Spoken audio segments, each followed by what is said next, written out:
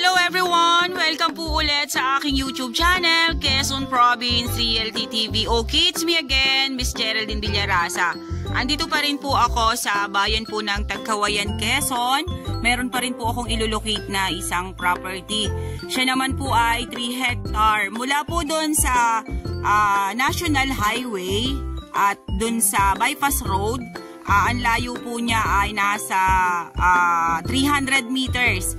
Yan pong natututukan na yan ng aking camera. Yan po ay right of way na papasok po dito sa area. Kaya po yan ay okay na po siya. Pasok po dyan ang sasakyan. Kasi po ito pong bungad na to.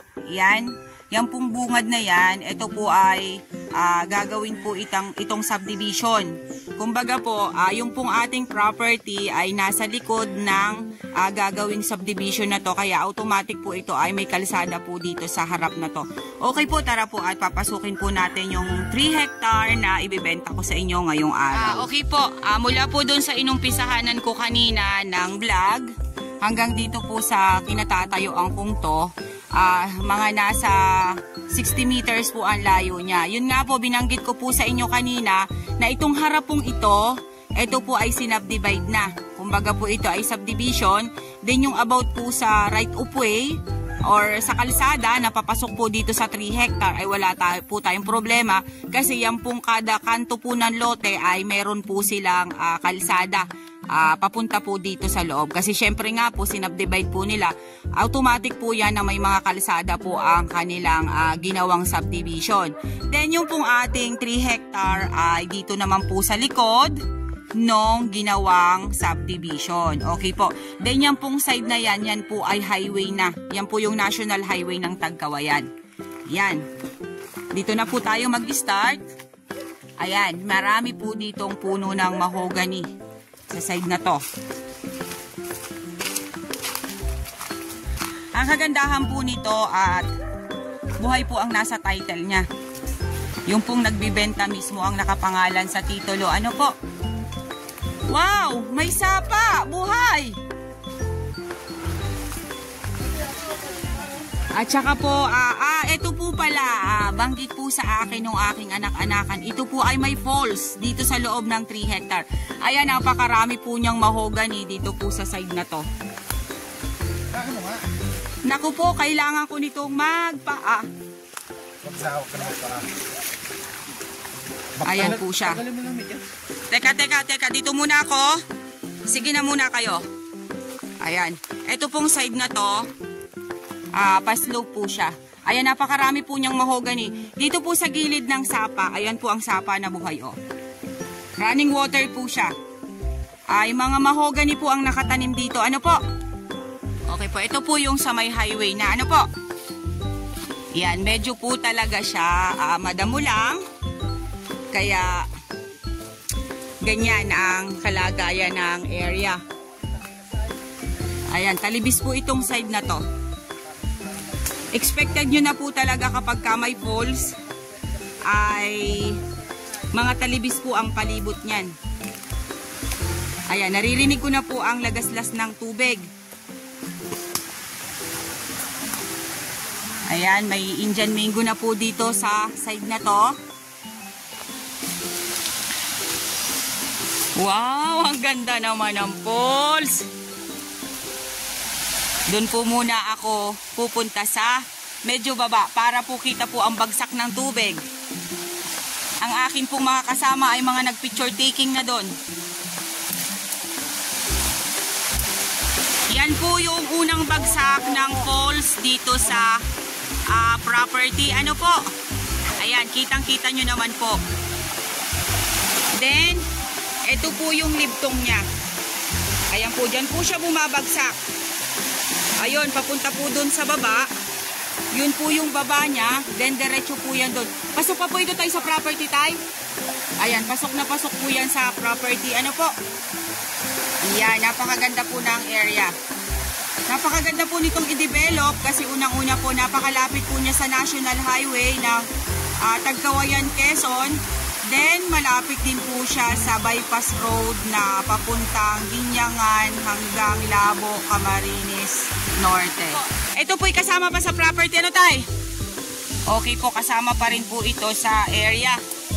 Ano po, medyo lang po talaga dito ay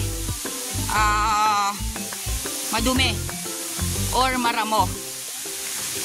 Mga ma'am sir, andyan na po ang National Highway ng Tagkawayan, Quezon. Yan po ay may may-ari po talaga dyan sa side na yan kasi yan po ay commercial lot. Then next po niya na property ay ito na pong ibinibenta ko na 3 hectare. Ano po, nga lang dun po tayo kukuha ng kalsada sa pinag-umpisahanan ko kanina kasi ito nga pong side na to ay commercial lot po ang gagawin dyan. Napakataas po nung falls. Ang ganda po niya. Talaga pong ang lagas-las ng tubig ay napakaganda. Hindi ko lang po siya makita dun sa baba. Hindi lang po ako makababa ng husto. Ayan po siya, oh. Wow! Napakaganda po ng tubig. Ang linaw po nung bumabagsak, oh. Yan pong baba na yan, yan po yung libtong. Tawag po sa amin dito sa Quezon ay libtong. Sa Katagalugan po ay pinakang malalim na bahagi. Ayan, dito po sa side na to, marami pa pong pangilan-nila na nyog. Then ayan, may batino. Tay, ano nang ang kahoy to? Matigas na kahoy to? Maulawin, di ba? Maulawin po siya. Ayan, ayan, maulawin. Ang hardwood po dito sa property ay maulawin. Ito may isa pong nara, then batino, tapos ay mga mahogany. Yung po yung nakita ko sa property. Ito po ay linis lang, pero dito po sa side na to, medyo pumantay po siya. Then dito nga po tumalibis ko ng konti sa may falls. Then doon naman po sa kabilang side ng falls, yun nga po binabanggit ko sa inyo, basta po may falls ang isang property, asahan na po ninyo na yan po talaga ay talibis. Ano po? Then pupunta po ako dun sa kabilang side, titingnan ko po kung marami pong nyug doon. Pero sabi po nung caretaker, nasa 200 mahigit pa po ang nyug dito sa area. Okay po, nandito na po ako sa taas nung 3 hectare. Mula po dun kanina sa falls na binidyo ko, ito po yung kadugtong niya. Ano po? Dito po sa taas ay medyo po siya, kitang-kita po ang National Highway ng Tagkawayan, Quezon. Overlooking po itong ating kinatatayuan. Then ayan, makikita po ninyo marami po siya ditong puno ng mangga. Ayan, yung pong side na yan. Talaga lang pong medyo madamo yung property. Kaya po, hindi po natin masyadong maispatan yung kanyang lupa. Pero dito po sa side kong to, medyo po lang siya umislantang konti. Pero itong ibabaw na to, pantayin na po siya. Ayan po ang nandyan po ang National Highway ng Tagkawayan, Quezon. Pag ito po napalinis yung property, kitang-kita po yung National Highway. Ano po? Ayan, pantayin pa rin po. Pantayin na po dito sa side na to. Dito po magandang maglagay ng bahay. Ayan po siya. Ayan po ang National Highway, mga ma'am sir. Andito po tayo sa taas nung property.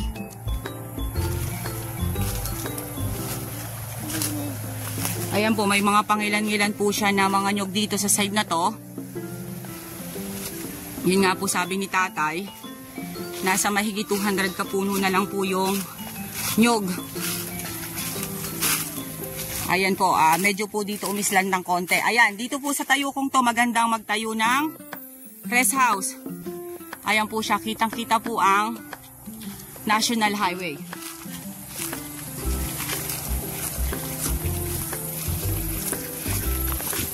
Ayan, napakarami po niyang mangga. Medyo lang po talaga napabayaan kaya medyo payat po yung kanyang mga puno. Ito po ay naalagaan or nalinisan itong property na to, gaganda po ulit yung mga puno ng mangga na yan. Ayan. Nga po pala, may cellphone signal din po dito sa property. Ayan po siya, oh.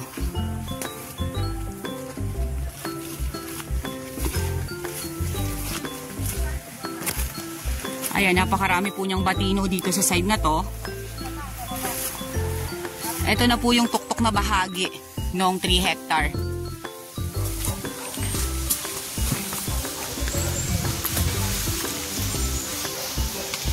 Ayan po siya. Dito po sa kinatatayuan kong to, maganda rin po ditong maglagay ng bahay. Kasi nandito rin po ang kapantayan. Ayan, medyo po tayo ay bababa na.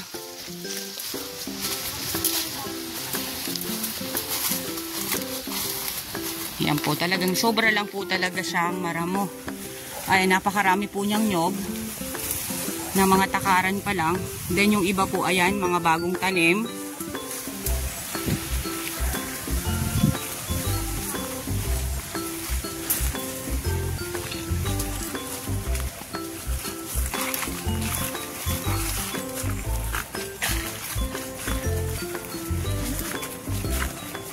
Dahan-dahan, lampa ka pa naman. Okay, pero itong nasasakupan na ito nilalakaran natin, 3 pa to. Okay po. Meron po kasi akong iba-vlog pa, nakatabi nung 3 hectare. 5 hectare naman po siya. Yung mga buyers po na gusto ay mas malawak pa kasi magkadugtungan lang po sila, magkaratig lang po sila ng property. Yung 3 hectare na to na binablog ko, then yung 5 hectare na ibablog ko rin ulit ngayon. Ayan, kami po ay pababa na. Kuya, kasama pa itong mga manggang to? Ayan, napakarami po niyang puno ng mangga, kasama pa rin po siya. Okay guys, sabihin nyo na po ang property namin. Dito po ito sa Tagkawayan, Quezon, 3 hectare. May right of way po siya. Then yun nga po, binanggit ko po sa inyo, yung harapan po nito ay sinubdivide the seller. Gagawin po itong subdivision. Then, alam naman po natin, ang mga subdivision po ay talagang may kalsada na mga nakalaan para sa mga nakabili. Then, itong pong property ay next din po nung kanyang ginawang subdivision. Ano po? Kaya po wala po tayong problema about sa kalsada. Then, yun nga po, malapit po siya sa National Highway ng Tagkawayan, Quezon at malapit din po siya sa bypass road ng Tagkawayan, Quezon, yung pong Ginyangan going to Labo, Camarines Norte. Then yun po, may poles po ang property. Ang nyug po niya ay nasa mahigit pong 200 pieces. Then ayan, may mga dalanghita po dito sa side na to. Then yun, meron po siyang mga mangga dito sa property. Then ang property po ay lamang po ay talibis. Okay po, once again po ako po ulit ang inyong site locator, si Miss Geraldine Villarasa. Muli po ako maglalambing, palike and share po ng aking mga vlog. And pasubscribe na rin po ng aking YouTube channel, Quezon Province Realty TV. Okay po, once again, thank you po for watching.